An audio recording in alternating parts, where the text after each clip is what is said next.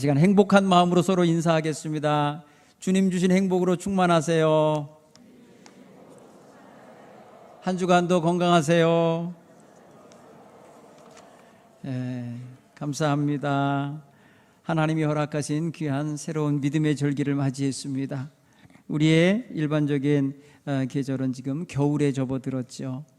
근데 우리 교회력에 따른 기독교 절기 시간은 그리스도의 계절로 들어와 있습니다.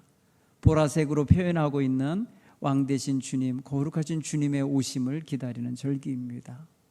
우리 모두 마음속에 정말 주님 오실 때까지, 주님 다시 오실 때까지 우리의 모습을 아름답게 만들어가고 채워가는 그러한 성도들로 서시기를 간절히 바랍니다. 나아가서 또한 주님의 탄생하심, 성탄절과의 연결되는 절기입니다. 그래서 이 대림절기는 성탄절 전야제가 진행되는 날까지예요. 24일까지. 그리고 성탄절부터 다시 주연절까지 주님의 계절이 이어지는데, 오늘 저와 여러분은 주님 오심을 다시 기다리는, 다시 오실 주님을 기다리는 바른 대림절 신앙 자세를 갖게 되기 바랍니다. 가끔 저는 이미지화되어 있는 성경 이야기 가운데 등 밝히는 이야기를 가끔 저는 이 우리의 믿음에 대하여 사용하곤 합니다. 믿음의 등불이 밝아야 되죠.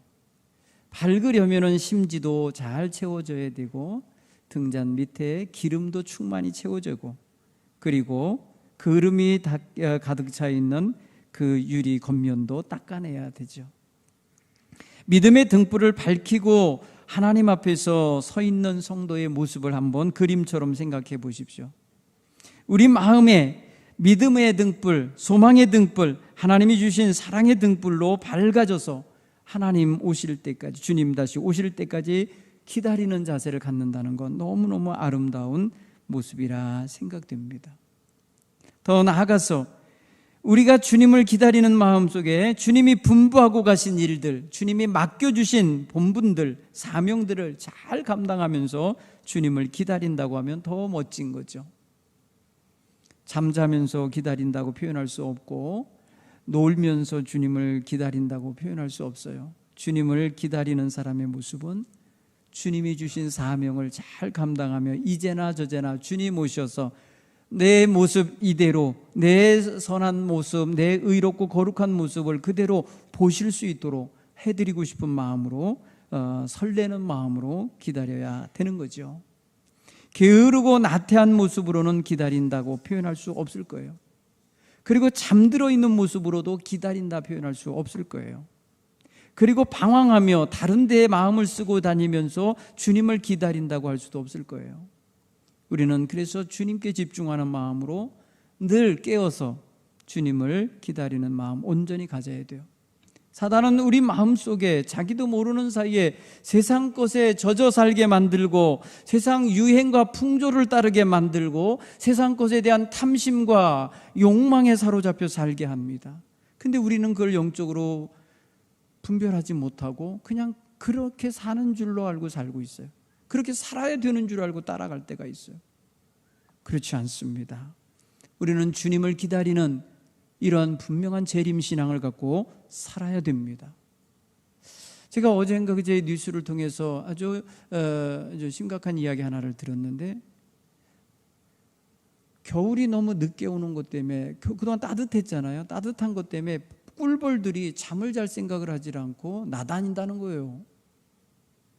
나다니면서 아직도 이 꿀 따는 행위를 하고 다니는데, 그것과 동시에 뭐가 생기고 있냐면은 꿀통 안으로 해충들이 들어온다는 거예요. 따뜻하고 있는 곳으로 들어오는데 그게 응애라고 합니다. 응애들이 들어와서 벌꿀통과 또 벌 새끼 기르는 그 아기방에다가 자기들의 씨를 뿌린다는 거예요. 그래서 별이 태어날 때 어떤 현상이 나타나느냐? 몸집은 그대로인데 날개가 없다는 거예요. 여러분, 꿀벌의 생명은 날개 아닙니까? 꿀벌이 날개 없이 태어납니다. 그래서 꿀통을 못 떠나요. 그래서 그 안에서만 빙빙거리고 다른 꿀벌들이 따온 꿀만 먹고 있는 말 그대로 필요 없는 그런 꿀이 돼요. 여러분 꿀벌이 돼버려요. 꿀벌은요 날개가 있어야 열시키기 위해서 계속 날개짓을 하면서 새끼방을 깨끗하게 하기도 하고요. 나가서 꿀 따러 갈 때 날아가기도 하는 거 아닙니까?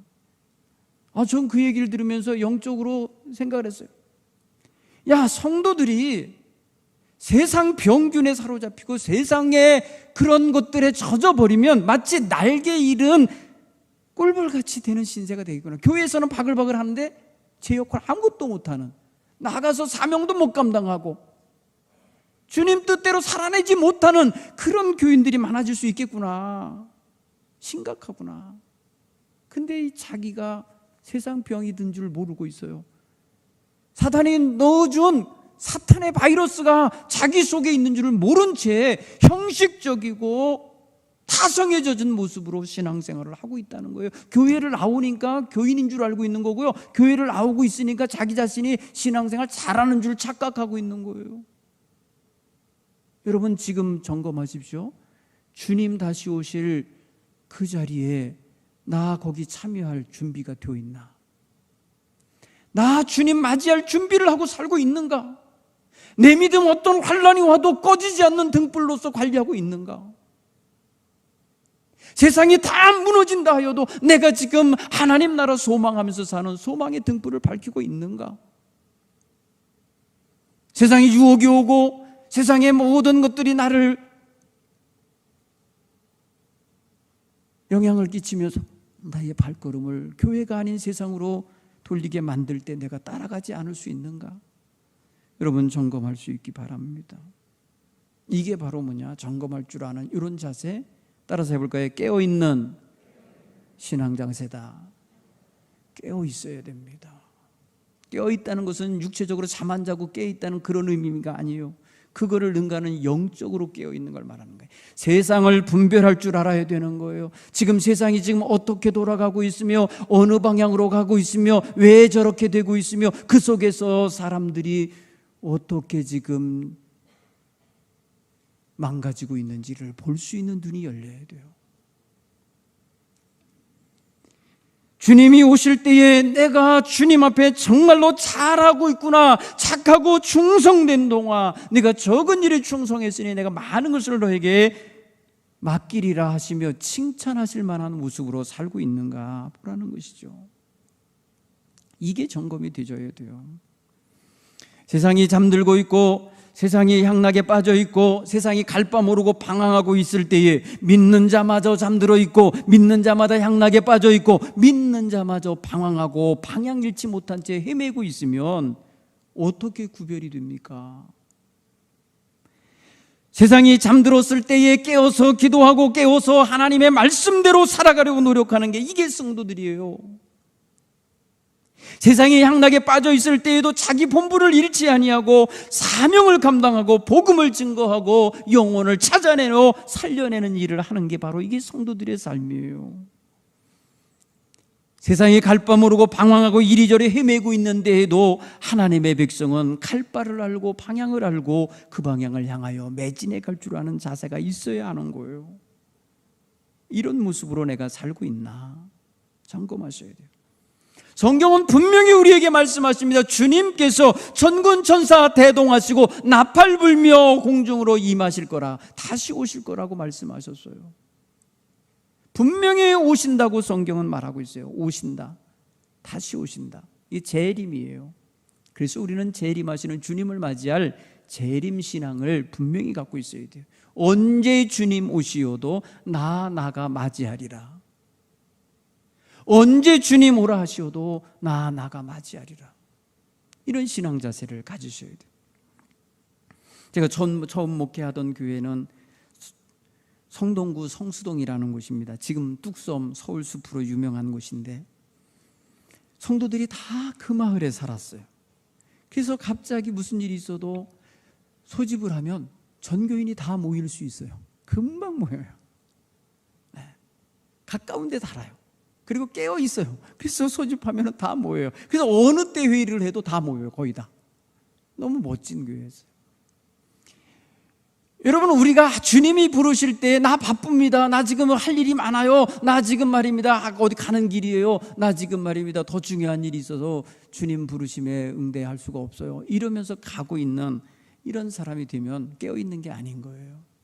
모든 것의 우선순위가 주님께 맞춰져 있어야 된다. 내가 지금 그런가 점검할 수 있는 이런 절기가 되기 바랍니다. 여러분, 대림절기에 맞는 신앙생활을 잘 하려면은 좀 전에도 복장한 것처럼 깨어 있어야 돼요. 깨어 있어야 돼요. 여러분, 깨어 있으면서 준비를 해야 돼요. 깨어 있으면서 예비해야 돼요. 깨어 있으면서 무장해야 돼요. 아니, 무장 다 하고 무슨 너 다 준비 다 했는데 자고 있으면 어떻게 하겠어요? 잠들어 있으면 주님 오셔도 모르는 거 아니에요. 그렇죠? 또 깨어 있대 준비 안 하고 깨어 있으면 뭘 합니까? 주님이 오실 때 부를 때에 얼른 나가려면 예복 준비하고 말입니다. 다 준비돼 있어야죠. 그거 다 안 하고 말이에요. 세상 옷 입고 있고 아니면 말입니다 무슨 홀랑 벗고 있고 그러면 주님 오실 때 어떻게 나갈 거예요? 깨어서 있는 사람은 깨어 있음과 준비됨을 함께 챙기셔야 되는 거예요. 동시에 이루어져야 되는 거예요. 야, 신랑이 온다 할 때에 잠들어 있던 신부 들러리들이 깼는데 보니까 기름이 예비가 안 돼 있어요. 준비가 안 돼 있으니까 신랑 올 때 가서 맞이하러 못 나가는 거 보세요. 거기까지 길가까지 나가 있었잖아요. 형식은 다 똑같았잖아요. 모양은 다 똑같았잖아요. 그런데 내용상에 있어서 달랐습니다. 그러니까 정작 주님 오셨을 때에는 못 맞이하는 교인이 있을 거라는 거죠. 평소에 주일날 교회는 왔고 평소에 무슨 일을 했는데 정작 주님 다시 오셨을 때 주님 곁에 설 수 없는 위치에 놓일 사람도 있을 수 있다는 거예요. 그래서 깨어 있으라는 거고 그래서 점검하는 거예요. 사랑하는 성도 여러분, 지금 시대를 읽으십시오. 이 시대 지금 어지럽습니다. 상당히 갈등이 많습니다. 대결이 많습니다. 지금 여러분 화물연대인가 뭐가 또 노조 파업을 하는 것 때문에 굉장히 어려움이 많이 예상된답니다. 다 무엇일까 보세요. 그 이면에 뭐가 흐르는 건가 보십시오. 이 대결하게 만들고 싸우게 만들고 이 하는 게 뭡니까? 거룩한 영성입니까 그게? 여러분, 사탄이 주는 탐욕과 욕망들인 거예요. 어떻게든지 내 밥그릇 크게 하고 싶은 거고 어떻게든지 나 편하게 살고 싶은 거고 어떻게든지 내게 더 좋은 게 오기 원하는 마음에서 이런 일 벌어지는 거예요. 지금 전쟁이 왜 벌어집니까? 바로 그건 거예요. 여러분, 세상에 지금 살아가고 있는 논리가 그렇습니다. 이런 시대를 읽고 우리는 하나님 앞에 깨어서 기도하는 백성으로서 어떻게 살아야 될지 점검하고 바로 위치를 찾아야 될 줄 믿습니다. 여러분, 영적으로 깨어 있어야 하나님이 주시는 환상을 볼 수 있는 거예요. 여러분, 오늘 성경 배경은요, 이스라엘 백성이 멸망당하고 남의 나라 바벨론에 끌려가서 그곳에서 절망하며 탄식하며 모든 것을 다 잃어버린 말 그대로 멸절되어 사라져가고 있는 위기에서 하나님이 주신 말씀인 거예요. 여러분, 오늘 에스겔 성경을 보면요, 이 37장을 기점으로 해갖고 앞과 뒤가 달라요. 앞쪽에 말입니다 35장까지 다 읽어보면 굉장히 절망적인 심판에 대한 이야기가 많아요. 그런데 36장부터는 하나님이 소망을 주고 있는데 그 첫 번째 환상이 바로 이것입니다. 마른 뼈로 가득한 골짜기를 보여주시면서 이 뼈들을 내가 생기를 넣어 살려내겠다, 살아나게 하겠다고 하시는 하나님이 주시는 환상이 이 에스겔서 이 하반부 시작점에 말씀하고 있어요.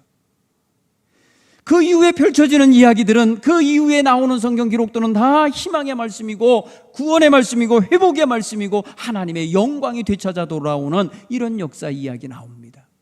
성전에서 물이 솟아오르고 모든 그 물이 흘러가는 곳에 생명의 기운이 넘치고 회복의 역사, 치유의 역사가 일어날 거라고 하는 이야기를 하십니다.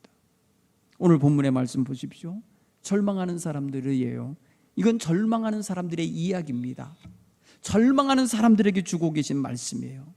11절에 읽지 않았습니다. 이렇게 이르기되요 내게 이르시되 인자야, 이 뼈들은 이스라엘 온 족속들이라.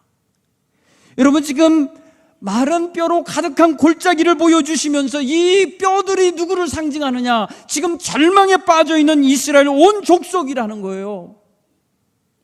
그들이 말한다는 거예요. 우리의 뼈들이 말랐고 우리의 소망이 없어졌으니 우리는 다 멸절되어도다. 이렇게 결론 내리고 절망하고 있는 사람들이라는 거예요. 여러분, 사람이 절망하고요, 사람이 실망하고 낙심하면요, 이렇게 돼버리는 거예요. 살아있으나 살아있는 게 아니라 뼈덩어리일 뿐인 거예요. 방향 모르고 살고요, 뭘 위해서 살아야 되냐, 목적 없게 살게 돼 있고요, 사명감 없어요. 여러분, 절망하는 사람들 정말 심각한 위치에 가 있는 거예요. 그런 면에서 여러분, 우리는 지금 이 시대에 절망하는 백성들이 얼마나 많습니까? 그들 속에 들어가 있습니다. 그들 곁에 있습니다. 그러면 우리의 역할이 무엇입니까? 함께 절망해야 됩니까? 함께 탄식해야 됩니까? 함께 못 살겠다고 좌절해야 되겠습니까? 오늘 우리는 하나님 앞에서 우리 자신의 신앙생활을 점검하며 위치를 찾고 역할을 찾아야 될 줄 믿습니다. 여러분, 에스겔이 어디에 있었던 사람입니까? 바로 절망하는 백성들 가운데 있었던 사람이에요. 그는 바벨론에 끌려간 포로 가운데 한 사람이에요. 그런데 하나님이 그를 부르시고 그에게 말씀하고 있어요. 여러분, 하나님이 잠든 사람을 부르시겠습니까? 에스겔은 깨어 있었던 사람이에요. 영적으로 깨어 있었고 하나님과 교통하고 있었고 하나님께 초점을 맞추고 있었기에 하나님의 음성을 듣고 하나님의 뜻을 전달받고 그 뜻을 전할 수 있는 대언자로 세움받고 있다는 사실을 주목해야 됩니다. 여러분, 절망적인 분위기가 가득 찬 이 시대에 깨어있는 교회, 영적으로 민감하게 깨어있는 교회가 대언자의 역할을 할 것입니다. 여러분, 우리 교회는 깨어있는 교회가 되어야 할 줄 믿습니다. 에스겔같이 절망하는 시대에 절망하는 백성들에게 하나님의 귀한 뜻을 전하는 교회가 되어야 될 줄 믿습니다. 여러분, 우리가 위치가 어디냐 이거예요. 우리가 절망하는 사람들 틈바구니에서 같이 절망해야 할 위치냐 이거예요. 그렇지 않습니다. 우리는 하늘 소식을 듣고 있는 사람들이에요.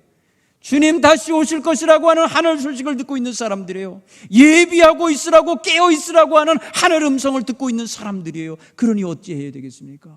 지금 우리 마음이 주님께로 향하여 모아져야 되지 않겠습니까?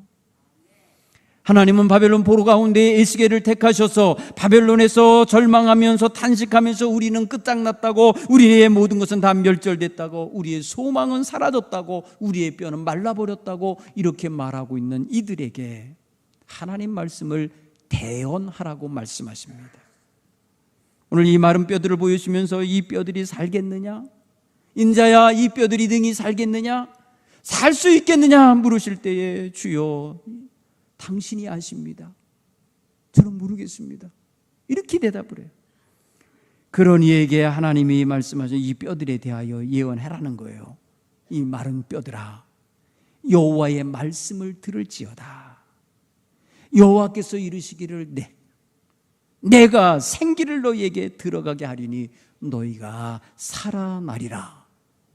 여러분, 마른 뼈로 뒹굴는 그 뼈다귀들이 다시 살아날 거라고 누가 상상을 하고, 여러분, 이스라엘 백성들이 광야를 거쳐서 끌려가서 바벨론에 여기저기 흩어져 있는 상태에, 절망하고 있는 상태에 뼈들처럼 나뒹굴고 있는 그런 상태에 그들을 누가 살려내고 누가 그들을 회복시켜서 그의 고향 땅으로 돌아가게 해서 나라를 다시 세우고 왕을 다시 세워서 그런 회복의 역사를 이루겠다고 말하겠어요? 아무도 말할 사람이 없죠. 하나님이 지금 예언자를 통해서 내가 하겠다, 여호와 하나님께서 내가 생기를 너희에게 넣어서 너희로 살아나게 하리라 말씀하고 계신 것입니다. 여러분이 예언의 말씀을 전달받은 이 에스겔은 그대로 순종합니다. 여러분, 그대로 들었는데 순종했다면 그 사이에 뭐가 있는 겁니까? 무슨 일이 있었던 거겠어요? 하나님께 말씀을 들었는데 가서 순종을 했다는 거예요. 그러면은 말씀을 들은 사람이 순종하기에는 그 가운데, 그 사이에 무슨 역사가 있어야 가능합니까? 그 말씀대로 이루어질 걸 믿어야 되는 거예요. 믿음 없이는 순종할 수 없어요. 하나님의 말씀을 들어도 믿음이 없는 사람에게는 아무 말씀으로 들리지 않아요. 그냥 시끄러운 소리로 들리지. 그러나 믿음을 가진 사람에게는 생명의 말씀으로 들리는 줄 믿습니다. 이 뼈들이 능히 살아나리라. 내가 생기를 불어넣어 살아나게 하리라 라고 하는 말씀을 받은 자가 그렇게 될 수 있다고 믿기에 가서 대언을 한 겁니다. 대언을 했더니 어떤 역사가 일어납니까? 내가 명령을 따라 대언하니 7절에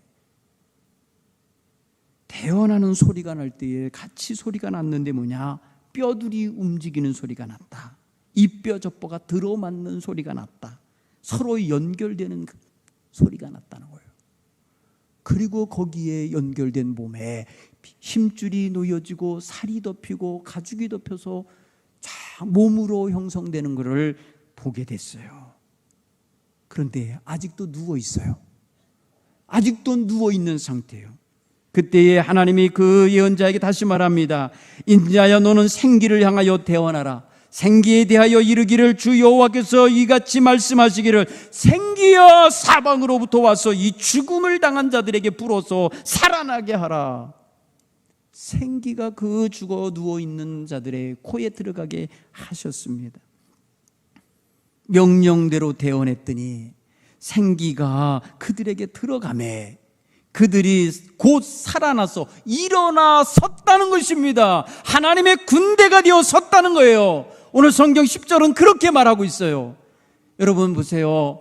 믿음의 말씀을 들었는데 그 말씀이 생명의 말씀인 줄을 믿고 그 말씀대로 가서 실천했더니 여러분 하나님의 말씀이 역사를 일으켰다는 거예요.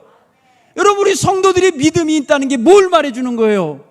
하나님의 말씀대로 살아가는 데에 나타나야 될 줄 믿습니다. 하나님의 말씀의 역사가 내 삶 속에서 일어나도록 살아가시길 간절히 축원합니다. 여러분 여기서 이 환상 중에서 일어나고 있는 이 이야기는 실제 현장은 절망하여 포로민으로 끌려오는 백성들의 현실을 말해줘요. 그래서 하나님은 그 백성들에게 말하는 거예요. 내가 너희로 이 무덤 같은 이 바벨론 땅에서 너희를 건져내서 내가 나오게 하고 이스라엘 땅으로 들어가게 하리라.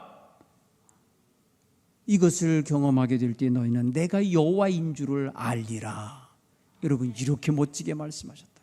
사랑하는 성도 여러분, 하나님의 말씀을 내 삶 속에서 체험하고 사심으로 말미암아 하나님의 하나님 되심을 내 삶으로 확인하시고 증거하시고 간증할 수 있는 성도들이 되길 간절히 축원합니다. 하나님의 말씀은 이루십니다. 이게 바로 우리에게 주시는 비전이에요. 이 절망하고 있는 이 코로나 시대에 모든 사람들의 탄식 소리가 들려오고 있는 이때에 우리 교회의 성도들 소망을 말할 수 있어야 될 줄 믿습니다. 하나님이 함께 하셔서 이 고난의 때를 이겨낼 것이며 하나님이 더욱더 아름답고 귀하게 회복시킬 것이라고 하는 선포를 할 수 있는 성도들이 되길 간절히 축원합니다. 반드시 살아나게 하시리라 할 것을 믿었던 에스겔처럼 우리가 이 시대에 에스겔의 예언자의 모습을 갖추고 살아가는 이런 멋진 모습을 갖게 되기를 간절히 축원합니다.